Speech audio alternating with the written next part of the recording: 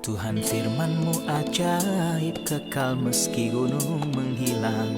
Tiada huruf yang gagal, tak terpatahkan siasat. Hidup seperti-Mu ya Allah, lebih dari emas. Aku bersaksi kitab-Mu, kitab yang suci. Mendengarkan firman-Mu, hibur hati yang luka. Terangilah langkahku kemanapun ku pergi.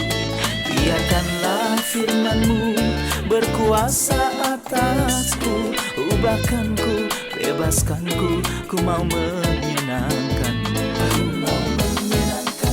Salam jumpa pemirsa terkasih, saya menyambut Anda sekalian dimanapun Anda berada dalam episode yang terbaru program studi harian kita Semua Kitab Suci.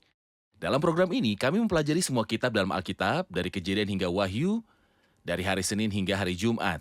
Jika Anda memiliki pertanyaan tentang kitab Hosea, subjek pelajaran kita, atau bagian manapun di dalam Alkitab, Anda dapat mengirimkan pertanyaan Anda melalui email kami info@semuakitabsuci.com. Dan jika Anda ingin merujuk ke kitab-kitab sebelumnya yang kami pelajari, Anda bisa menemukannya dalam situs kami www.semuakitabsuci.com. Untuk memulai, izinkan saya untuk menyambut tamu kehormatan di studio, seorang hamba Tuhan, Saudara Yosef Riyad. Selamat datang, Saudara Yosef. Terima kasih, Saudara Riyad. Kami juga menyambut hadirin di studio, selamat datang. Pemirsa terkasih, kita akan memulai pembelajaran sesaat lagi. Tetaplah bersama kami.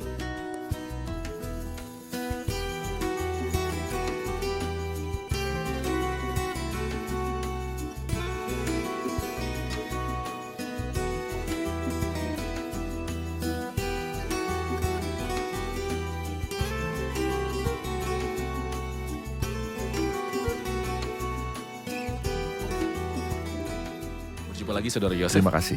Apa topik utama dari pasal 5? Kita masih membahas narasi dari dosa-dosa bangsa ini. Dalam pasal 4 ia berkata, dengarlah firman Tuhan, hai orang Israel. Dan ia menjelaskan apa yang membuat Tuhan marah sebab Tuhan punya perkara dengan penduduk negeri ini. Namun dalam pasal 5 ia memperlebar lingkup ini bukan hanya kaum Israel, tetapi dengarlah hai kaum Israel dan pasanglah telinga hai keluarga raja. Artinya para imam, keluarga raja dan bangsa Israel semuanya berada di bawah penghakiman dan Tuhan marah kepada semua orang dan Dia memberitahu mereka dosa-dosa memalukan mereka di dalam pasal ini. Oke, saya akan membaca beberapa ayat dan kembali kepada Anda untuk bertanya. Dengarlah ini, hai para imam, perhatikanlah hai kaum Israel dan pasanglah telinga, hai keluarga raja, sebab mengenai kamulah penghukuman itu. Karena kamu telah menjadi perangkap bagi Mispa dan jaring yang dikembangkan di atas gunung Tabor dan lobang yang dikeruk di lembah Sitim, maka aku akan menghajar mereka sekalian. Aku ini mengenal Efraim, dan Israel tidaklah tersembunyi bagiku. Sebab engkau telah berzina, hai Efraim, dan Israel telah menajiskan diri. Perbuatan-perbuatan mereka tidak mengizinkan mereka berbalik kepada Allah mereka. Sebab roh perzinahan ada di antara mereka dan mereka tidak mengenal Tuhan. Kecongkakan Israel menjadi saksi terhadap dirinya sendiri. Efraim yang tergelincir jatuh oleh kesalahannya sendiri dan bersama-sama mereka juga Yehuda. Dengan korban kambing domba dan lembu sapinya, mereka akan pergi untuk mencari Tuhan. Tetapi tidak akan menjumpai Dia, Ia telah menarik diri dari mereka. Mereka telah berkhianat terhadap Tuhan sebab mereka telah memperanakan anak-anak yang tidak sah. Sekarang pembinasa akan memakan habis mereka dan ladang mereka. Firman yang ditujukan kepada para imam, Israel, dan keluarga raja sangat keras. Karena dia berkata, sebab mengenai kamulah penghukuman itu karena kamu telah menjadi perangkap bagi Mispa dan jaring yang dikembangkan di atas gunung Tabor. Saudara Yosef, apakah hubungan kata-kata ini dengan Mispa dan Tabor? Mispa dan Tabor adalah dua tempat di Israel yang memiliki kenangan-kenangan dalam sejarah suci. Mispa, kita ingat bahwa Samuel pergi bersama umat itu ke Mispa ketika mereka memutuskan untuk kembali kepada Tuhan dengan segenap hati mereka. Dan Tabor mengingat kita pada kisah Deborah dan Barak yang mengalahkan musuh-musuh mereka di Tabor. Tempat-tempat yang memiliki kenangan-kenangan indah dalam sejarah suci mereka, sayangnya di sini menjadi sangat berbeda. Dengarlah ini, hai para imam, perhatikanlah, hai kaum Israel dan pasanglah telinga, hai keluarga raja, kamu telah menjadi perangkap bagi Mispa dan jaring yang dikembangkan di atas gunung Tabor. Lalu ia berkata, dan para pemberontak telah pergi jauh ke dalam pembantaian. Dan Darby menerjemahkannya dalam kerusakan kemurtatan. Dan mereka telah menjerumuskan diri mereka ke dalam kerusakan kemurtatan, tetapi aku menjadi penghajar mereka semua. Tuhan memakai banyak bangsa untuk mendisiplinkan umat Allah.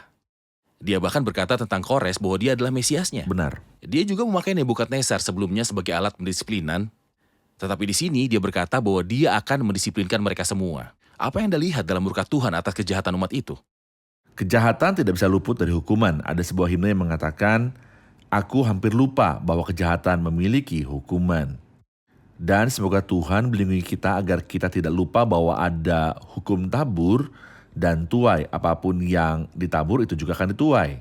Dan jika kita menabur dalam kedagingan kita sendiri, kita akan menuai kerusakan dari kedagingan kita. Sebab itu Tuhan berkata kepada mereka, jangan lupa bahwa engkau telah menjerumuskan dirimu sendiri ke dalam kerusakan kemurtatan. Aku tidak akan berdiri diam, aku akan mendisiplinkan semua. Ketika kita sudah sampai di ayat yang ke-9, kita akan menemukan bahwa Efraim akan menjadi tandus pada hari penghukuman. Artinya, ingatlah bahwa ada hari yang disebut hari penghukuman. Aku akan menghajar dan mendisiplinkan mereka sekalian. Dan Efraim akan menjadi tandus pada hari penghukuman. Benar. Ayat 3 sangat penting, Saudara Yosef. Aku ini mengenal Efraim dan Israel tidaklah tersembunyi bagiku. Sebab engkau telah berzina, hai Efraim, dan Israel telah menajiskan diri. Dia berkata bahwa dia mengenal Efraim dan bahwa Israel tidak tersembunyi darinya. Umat itu dan dosa-dosa umat itu tersingkap di depan mata Tuhan. Apa yang Anda lihat di sini? Sebenarnya ketika saya membaca apa yang dia katakan di sini, aku mengenal Efraim dan Israel tidak tersembunyi dariku. Saya akan menambahkan, ya Tuhan, engkau mengenal semua orang. Jika engkau membaca Injil Yohanes pasal yang kedua, Alkitab berkata bahwa Kristus tidak perlu seorang pun memberi kesaksian kepadanya tentang manusia, sebab ia tahu apa yang ada di dalam hati manusia. Dan di sini dia juga mengatakan bahwa dia mengenal semua orang. Jadi Tuhan mengenal semua orang, dan saya pikir pengetahuan ini menjaga saya tetap dalam takut yang kudus. Seperti yang Daud katakan, sebab sebelum lidahku mengeluarkan perkataan, sungguhnya semuanya telah kau ketahui, ya Tuhan. Mazmur 139. Mazmur 139, dari belakang dan dari depan engkau mengurung aku, dan engkau menaruh tanganmu ke atasku. Terlalu ajaib bagiku pengetahuan itu. Terlalu tinggi, tidak sanggup aku mencapainya. Namun raja yang saleh ini, yang memahami bahwa Allah mengetahui segala hal tentang dirinya, berkata kepadanya di akhir kitab Mazmur, selidiki aku ya Allah dan kenalah hatiku. Ujilah aku dan kenallah pikiran-pikiranku, lihatlah apakah jalanku serong dan tuntunlah aku di jalan yang kekal. Aku ini mengenal Efraim sungguh, dan ia mengenalku, dan ini membuatku datang kepadanya dan mintanya untuk memurnikan hatiku dan lidahku dan menyingkirkan kekurangan-kekurangan dariku. Sebagai hasilnya Alkitab berkata tentang dosa-dosa mereka di dalam ayat yang keempat, perbuatan-perbuatan mereka tidak mengizinkan mereka berbalik kepada Allah mereka, sebab roh perzinaan ada di antara mereka dan mereka tidak mengenal Tuhan. Perbuatan-perbuatan mereka tidak mengizinkan mereka berbalik kepada Allah mereka. Apakah jalannya terputus? Tidak tahukah mereka bagaimana caranya kembali? Dr. Vernon McGee memiliki komentar yang bagus tentang topik ini. Dia berkata, jika jam tidak bekerja dengan baik, Anda tidak perlu mengubah jarum penunjuk jam. Karena masalahnya bukan di jarum-jarumnya. Masalahnya adalah di mesin jam. Di sini dia berkata, sebab roh perzinahan ada di antara mereka. Selama kamu mencintai dosa, bagaimana perbuatan-perbuatanmu akan diperbaiki? Anda membutuhkan hati yang baru. Anda perlu datang kepada Allah dan berkata kepadanya, ciptakanlah di dalamku hati yang bersih ya Allah, dan perbaikilah roh yang benar di dalamku. Tetapi jika kamu tetap dalam keadaanmu saat ini, kamu tidak akan dapat mengubah perbuatan-perbuatanmu. Perbuatan-perbuatan mereka tidak mengizinkan mereka berbalik kepada Allah mereka. Itulah sebabnya ketika Nikodemus datang kepada Tuhan dan berkata, Rabi, kami tahu bahwa engkau datang sebagai guru yang diutus Allah. Kristus langsung menjawabnya, kamu harus dilahirkan kembali. Saudara Yosef, ayat 6 menunjukkan sesuatu yang seolah dapat diterima. Dia berkata, dengan korban kambing domba dan lembu sapinya, mereka akan pergi untuk mencari Tuhan, tetapi tidak akan menjumpai dia. Ia telah menarik diri dari mereka. Orang-orang itu pergi mencari Tuhan, membawa domba dan sapi untuk mempersembahkan korban. Mereka ingin menyembah Tuhan, tetapi mereka tidak menemukan dia. Apakah karena Tuhan tidak ada? Atau karena mereka jauh dari Tuhan? Apa yang Tuhan minta dari kita bukanlah domba dan sapi. Dia tidak membutuhkan domba dan sapi. Dalam Mazmur 50 ia berkata, sebab punyakulah segala binatang hutan dan beribu-ribu hewan di gunung. Aku tidak menginginkan domba dan lembumu, aku menginginkan hatimu, pertobatanmu dan hidupmu yang kudus. Aku akan menerima korban-korban persembahan dari seseorang yang mengasihiku, yang menawarkannya karena rasa syukur dan kasihnya. Tetapi aku tidak menerima bahwa engkau hidup dalam dosa sepanjang hari, lalu engkau membawa domba dan sapi bagiku. Allah tidak pernah menerima suap. Dan saya pikir itu bukan hal yang aneh dalam Alkitab bahwa mereka pergi dan tidak menemukan Tuhan, karena kita membaca tentang itu misalnya di dalam Amsal pasal 1 ketika dia berkata, oleh karena kamu menolak ketika aku memanggil dan tidak ada orang yang menghiraukan ketika aku mengulurkan tanganku. Bahkan kamu mengabaikan nasihatku dan tidak mau menerima teguranku. Apabila kendali setan datang ke atasmu seperti badai dan celaka melanda kamu seperti angin puyuh, pada waktu itu mereka akan berseru kepadaku tetapi tidak akan kujawab. Mereka akan bertekun mencari aku tetapi tidak akan menemukan aku.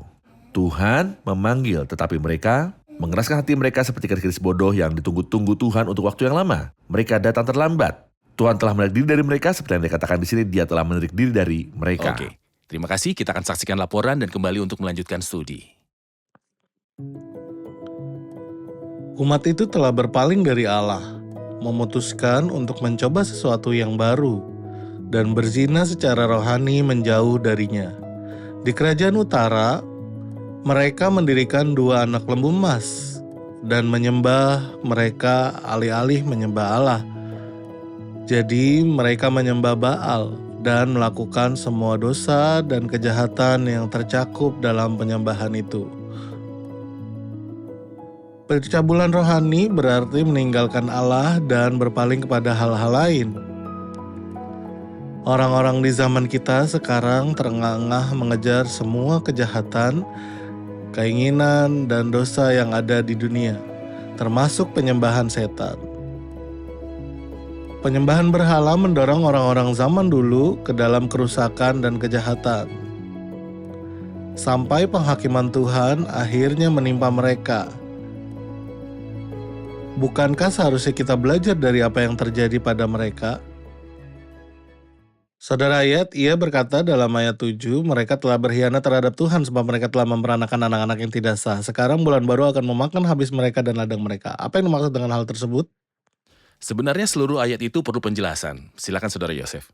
Mereka telah berusaha dengan Tuhan secara tidak setia dan hasil dari pernikahan mereka yang rusak adalah melahirkan anak-anak asing yang tidak mengenal Tuhan. Mereka tidak membesarkan mereka dalam disiplin dan ajaran Tuhan. Jadi ketika dia berkata di sini sekarang bulan baru akan memakan habis mereka dan ladang mereka. Maksud dia penghakiman sudah dekat. Dalam kata-kata Rasul Yakobus, sesungguhnya hakim telah berdiri di ambang pintu. Setiap hari membawa penghakiman lebih dekat. Bayangkan bahwa Anda akan menghadapi masalah 1 bulan dari sekarang dan setiap hari membawa Anda lebih dekat dengan masalah ini dan Anda harus setuju dengan musuh Anda dengan cepat saat Anda sedang dalam perjalanan bersamanya. Jika tidak, Anda akan mendapatkan masalah. Oke, Saudara Yosef dalam ayat-ayat yang dimulai dari ayat 8, dia berkata, tiuplah sangkakala di Gibea dan nafiri di Rama, berteriaklah di Bet Awen, gemetarlah hai Benyamin. Efraim akan menjadi tandus pada hari penghukuman. Mengenai suku-suku Israel, aku memberitahu apa yang pasti. Para pemuka Yehuda adalah seperti orang-orang yang menggeser batas. Ke atas mereka akan kucurahkan gemasku seperti air. Efraim tertindas diremukan oleh hukuman, sebab ia berkeras untuk berjalan mengikuti kesia-siaan. Sebab itu aku ini seperti ngengat bagi Efraim dan seperti belatung bagi kaum Yehuda. Dia berbicara tentang meniup sangkakala dan mencurahkan kemurkaan. Siapa yang dimaksud dengan penghakiman ini dan dengan cara apa? Apa yang menarik perhatian dalam ayat yang telah Anda baca dan dalam ayat berikutnya adalah bahwa dia berbicara banyak tentang Efraim dan Yehuda. Efraim adalah Israel dan Yehuda adalah kerajaan selatan. Benar sekali, kita punya 2 kerajaan, Efraim di utara dan Yehuda di selatan. Fokusnya lebih pada kerajaan utara, tetapi dia menyebutkan Yehuda juga, misalnya dalam ayat yang ke-12.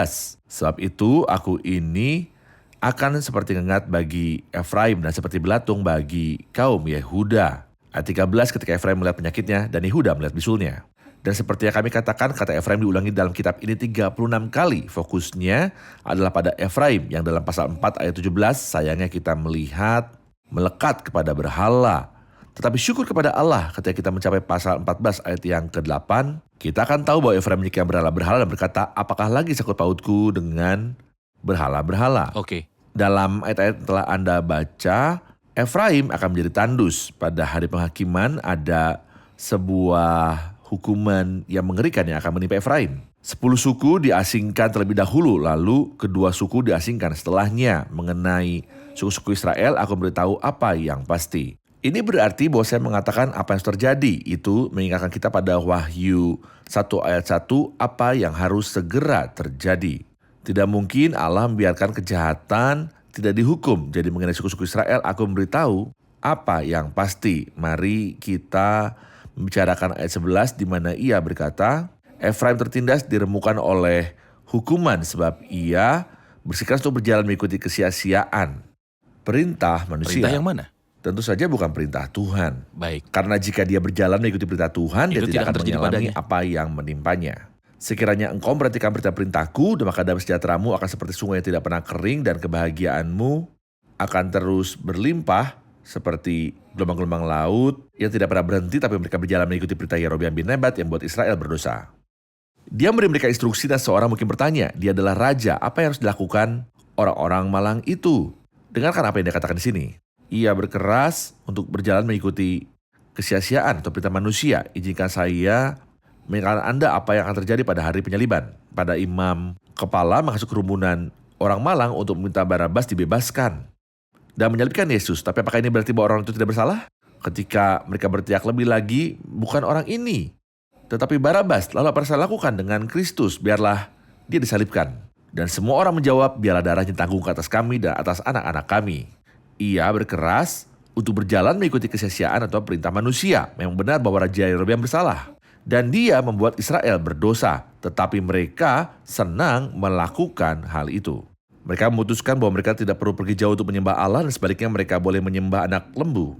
Seperti yang terjadi ketika Harun membuat anak lembu dan mereka bersujud di hadapannya. Ia berkeras untuk berjalan mengikuti kesia-siaan atau perintah manusia sehingga ia akan menghadapi konsekuensi yang mengerikan. Oke, Anda telah menyebutkan sesuatu yang sangat penting yang merupakan perbedaan besar antara perintah-perintah Allah dan perintah-perintah manusia. Dan sampai sekarang, Ya, bahkan dalam lingkaran pengakuan Kristen, ada orang yang mengikuti perintah manusia dan bukan perintah Allah. Mereka mengikuti para pemimpin agama yang mengusir mereka dari jalan salib, seolah-olah salib saja tidaklah cukup. Dan iman saja tidaklah cukup. Dan karya Kristus saja di kayu salib tidaklah cukup. Dan iman saja tidak cukup. Orang-orang menaati para pemimpin agama dan mengabaikan perintah Allah. Dan ini kita sangat berbahaya.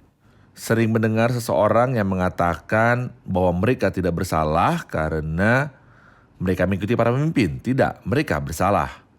Karena Allah berbicara kepada mereka dan mereka menolak firman Allah dan mereka percaya perkataan manusia. Ia berkeras untuk berjalan mengikuti kesia-siaan sehingga ia akan menghadapi konsekuensi yang mengerikan. Dari ayat 10 ia berkata, para pemuka Yehuda adalah seperti orang-orang yang menggeser batas. Ke atas mereka akan kucurahkan gemasku seperti air. Efraim tertindas dirumukan oleh hukuman sebab ia berkeras untuk berjalan mengikuti kesia-siaan. Sebab itu aku ini akan seperti ngengat bagi Efraim dan seperti belatung bagi kaum Yehuda. Mohon komentari gambaran-gambaran penghakiman yang disebutkan di sini, seperti air, seperti ngengat, lalu seperti belatung, lalu seperti singa muda bagi kaum Yehuda. Gemasku atau murkaku seperti air. Tidak ada jalan keluar karena akan menimpa semua orang. Dan menjangkau semua yang bersalah. Tapi setelah itu, dia bicara tentang ngengat dan belatung. Lalu, ngengat dan belatung berubah menjadi singa dan singa muda. Seolah-olah Tuhan memulai dengan disiplin yang lembut kepada mereka. Hal kecil. Hal kecil, berbahaya tapi tidak mematikan. Ketika ngengat dan belatung datang, mereka menyebabkan kerugian pada saya, tapi mereka tidak menyebabkan kematian. Tetapi singa dan singa muda bisa memusnahkan aku. Tuhan tidak mengutus singa dan singa muda terlebih dahulu, tetapi mengirim ngengat dan belatung terlebih dahulu, sehingga saya kembali kepadanya. Jika saya tidak memanfaatkan suara bisikan yang lembut, Allah akan memakai suara yang lebih keras. Dia akan mengirimi saya singa dan singa muda, maka tidak ada jalan keluar. Jadi saya harap ketika seorang mendengar suara Tuhan yang mengatakan kepadanya bahwa Tuhan tidak puas terhadapnya, dia akan segera kembali untuk berdamai dengan Tuhan. Benar. Dalam ayat yang ke-13, ketika Efraim melihat penyakitnya dan Yehuda melihat bisulnya, kita berharap ia datang kepada Tuhan dan meminta kesembuhan. Itu benar. Tetapi ia berkata, maka pergilah Efraim ke Asyur dan mengutus orang kepada Raja Agung. Tetapi ia pun tidak dapat menyembuhkan kamu dan tidak dapat melenyapkan bisul itu daripadamu. Apa yang Anda lihat dalam berpalingnya Efraim ke Asyur? Saya melihat kebodohan manusia. Dan sekarang apakah untungmu untuk pergi ke Mesir? Hendak meminum air sungai Nil, dan apakah untungmu untuk pergi ke Asyur? Berpaling ke yang lain alih-alih Benar kepada sekali, Tuhan. dan kita baca dalam Yeremia 2, kejahatanmu akan mengejar engkau dan kemurtadanmu akan menyiksa engkau. Ketahuilah dan lihatlah betapa jahat dan pedihnya, sebab 2 kali umatku berbuat jahat. Mereka meninggalkan aku sumber air yang hidup, untuk menggali kolam bagi mereka sendiri, yakni kolam yang bocor, yang tidak dapat menahan air. Dia pergi untuk mencari musuh raja dan bangsa, tetapi dia tidak mampu menyembuhkan kamu atau menyembuhkan lukamu. Mereka telah meninggalkan aku yang dapat menyembuhkan dan mengobati. Seperti yang dikatakan Mazmur 107, disampaikannya firman-Nya dan disembuhkannya mereka, dan beri kepada yang tidak dapat menyembuhkan mereka atau menyembuhkan luka mereka. Baik, kita akan menerima pertanyaan terakhir dari hadirin. Dalam ayat 14 ia berkata, sebab aku ini seperti singa bagi Efraim dan seperti singa muda bagi kaum Yehuda. Aku ini akan menerkam lalu pergi, aku akan membawa lari dan tidak ada yang melepaskan. Kita belajar bahwa singa dan singa muda adalah cara-cara penghakiman, tetapi ia melanjutkan perkataan, aku ini akan menerkam lalu pergi. Tolong jelaskan pada bagian ini.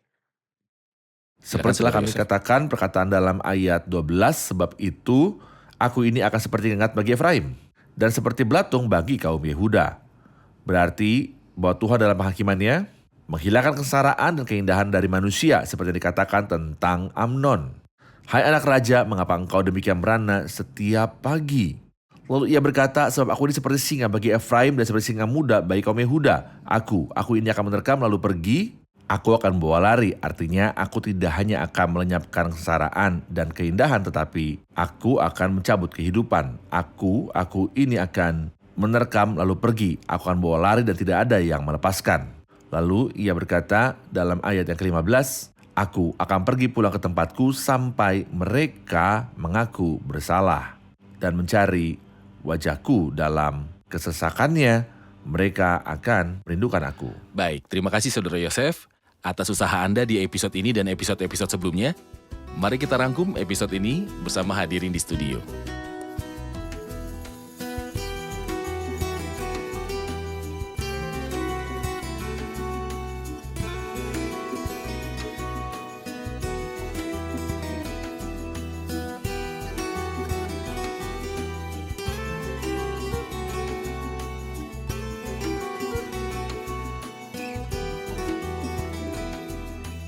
Halo semua. Dalam ayat-ayat pertama, 2 tempat disebutkan, Mispa dan Tabor. Apa hubungannya dengan status umat di dalam pasal ini? Mispa mengingatkan kita akan Samuel. Dia pergi bersama umat itu ke Mispa ketika mereka memutuskan untuk kembali kepada Tuhan untuk mengakui dosa-dosa mereka. Oke.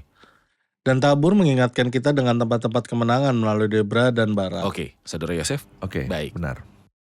Selanjutnya dikatakan tentang Efraim bahwa dia berjalan mengikuti perintah yang tampaknya merupakan tindakan yang bermanfaat dan tidak berbahaya. Perintah apakah yang dibicarakan di sini? Mereka berjalan menuruti perintah Yerobeam bin Nebat, yaitu bersujud di hadapan anak lembu emas. Tapi bukan perintah Tuhan. Tidak, bukan perintah Tuhan. Baik, bagaimana Saudara Yosef? Baik. Saya punya pertanyaan terakhir di ayat 10-11 tentang gambaran-gambaran penghakiman. Adakah yang bisa menjelaskan? Gemasku atau murkaku seperti air, tidak ada jalan keluar karena akan menjangkau semua orang yang bersalah. Seperti ngengat dan seperti belatung adalah disiplin ringan yang berbahaya tetapi tidak mematikan. Ini hanya menghilangkan kesegaran dan keindahan. Tapi barang siapa tidak menanggapi disiplin Tuhan dengan suara bisikan yang lembut, Tuhan akan seperti singa, dan singa muda bagi dia itulah kehancuran. Oke, jadi dia secara bertahap meningkatkan penghakiman sampai mencapai kehancuran. Saudara Yosef? Benar. Baik, terima kasih semua. Terima kasih Saudara Yosef. Tuhan berkati Tuhan Anda berkati. juga. Pemirsa terkasih, Tuhan berfirman tentang umatnya, aku ini mengenal Efraim, dan Israel tidaklah tersembunyi dariku. Mata Tuhan menguji umat itu dan menyingkapkan segala rahasia dan perbuatan tersembunyi mereka. Mata Tuhan mengawasi semua orang sampai sekarang. Dia mengenal semua orang, keadaan mereka, dan rahasia yang tersembunyi dari mereka. Mereka yang begadang di tengah malam dan melakukan kejahatan di malam hari, Tuhan melihat segalanya. Bahkan di dalam kegelapan. Tetapi dia menunggu siapapun yang datang kepadanya dengan pertobatan yang sepenuh hati.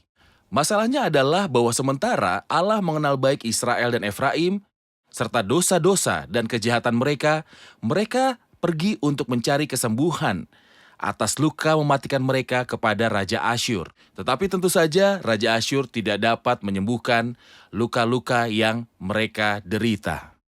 Pemirsa terkasih, jika Anda terluka dan Anda merasakan dosa yang berdarah-darah, ataupun kerugian moral yang bercucuran darah, dan kerugian nyata yang terjadi setiap hari, wahai Anda yang merasakan penyakit rohani, penyakit-penyakit moral, atau penyakit-penyakit jasmani, datanglah pada satu-satunya sumber penyembuhan jiwa dan tubuh.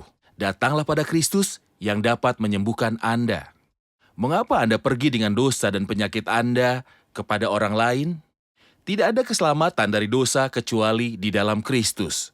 Dan tidak ada penyembuhan kecuali di dalam Kristus. Dosa Anda tidak bisa dihapus. Dosa Anda tidak bisa ditutupi kecuali datang kepada Kristus. Jika Anda datang kepada Kristus, bertobat dari dosa-dosa Anda, menyerahkan hati Anda kepadanya, dan bersandar pada karyanya di kayu salib, Anda akan menerima pengampunan kekal. Sampai jumpa di episode selanjutnya, kiranya Tuhan besertamu.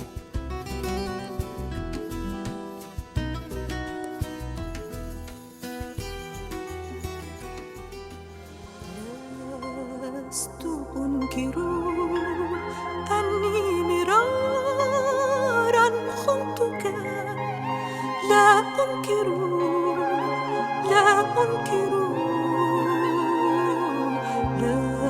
لست أنكر ضعفي وخوفي دونك لا أنكر إن تهت عن مسيرك تحيط بي يمينك تعيدني لدربك تعيد لي سلامك إن تهت عن مسيرك تحيط بي يمينك تعيدني لدربك تعيد لي سلامك.